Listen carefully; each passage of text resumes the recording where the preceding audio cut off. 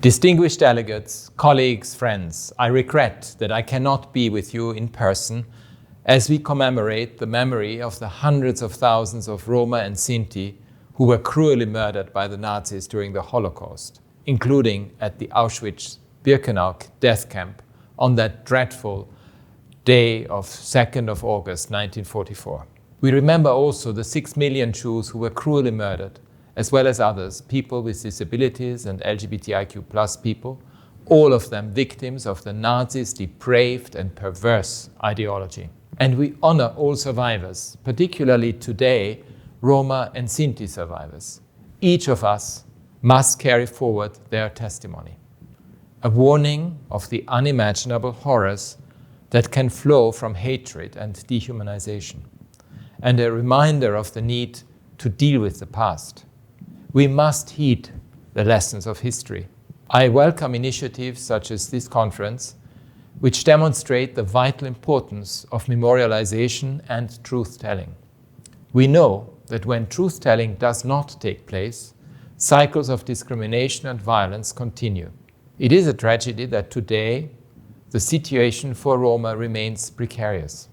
Discrimination, exclusion, marginalization, this is centuries old, but persisting today against a backdrop of escalating hate speech against minorities more generally, including on social media and by some populist leaders.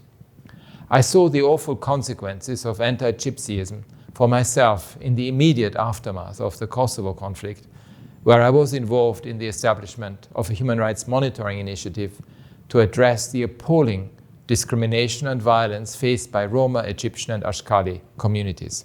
I remember vividly entire settlements erased after Roma were attacked in their homes over the summer of 1999, with houses burned to the ground.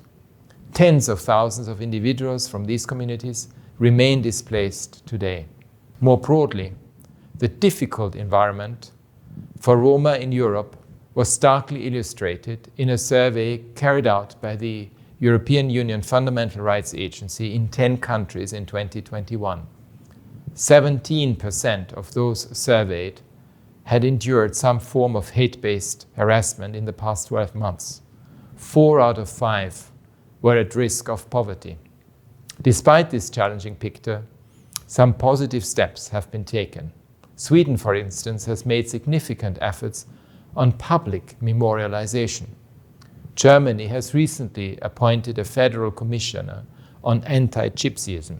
But much more needs to be done to ensure that all these communities are able to access their rights to education, to work, to housing, health, public services, and more. Colleagues, last year, as we marked the 75th anniversary of the Universal Declaration of Human Rights, states reconfirmed their commitment to human rights, to equality and dignity for all. In this spirit, we need more focused attention and action to advance the rights of minorities everywhere. My office is working with civil society organizations, governments, and other partners to tackle anti-Gypsyism and to encourage public memorialization policies. This includes launching a crowdsourced Romani memory map for the Americas, for example, to highlight both the positive contributions as well as the atrocities of the past, from the Holocaust through to ethnic cleansing, slavery, coercive sterilization, and the systematic taking of children into state care. Colleagues, the United Nations was founded on the idea, the commitment, that the horrors of the Holocaust would never be repeated, that we would build a world anchored in respect for the equal value of each human life. Let us come together on this historic European Roma Holocaust Memorial Day to redouble efforts towards this vision of the world as it should be more inclusive, fair, and peaceful. In human rights, we have a clear roadmap. I urge countries to acknowledge openly the anti-Gypsyism that exists in their societies, to put in place effective policies to tackle exclusion in education, housing, healthcare, and employment, to address patterns and practices of ethnic profiling and abuse by police and other public officials, and to implement public memorialization initiatives. I hope that your conversations at this conference and throughout these commemorations will provide creative ways to end the discrimination and injustice faced for so long by your communities. Dear colleagues, I would like to pay tribute to the dedication of human rights defenders as well as the extraordinary resilience of your communities. My office is committed to working alongside you in the journey towards equality and dignity for all. Thank you.